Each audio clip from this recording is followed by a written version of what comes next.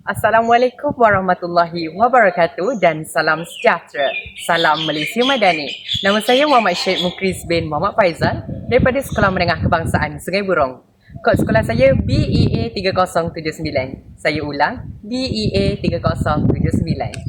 Hari ini saya ingin berkongsikan tentang 5 ciri murid sejahtera dalam rancangan Pendidikan Malaysia 2026 hingga 2035 serta sumbangan saya kepada warga sekolah.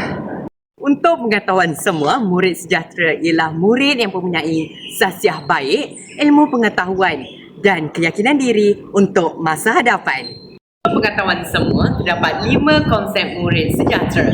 Yang pertama, berilmu. Yang kedua, berkemahiran. Yang ketiga, beradab. Keempat, berdaya tahan. Dan terakhir, keyakinan. Sebagai pemimpin sekolah, saya juga ingin memberikan sumbangan positif seperti membantu rakan-rakan yang mempunyai masalah, menghormati guru dan saya juga ingin bergiat aktif dalam aktiviti co-curriculum, co-akademik dan inovasi bagi mengharumkan nama sekolah dan nama saya. Akhir kata, saya ingin menyeru semua murid untuk mengamalkan 5 konsep murid sejahtera demi masa depan yang cemerlang dan aktif. Sekian, terima kasih. Salam Malaysia Madani.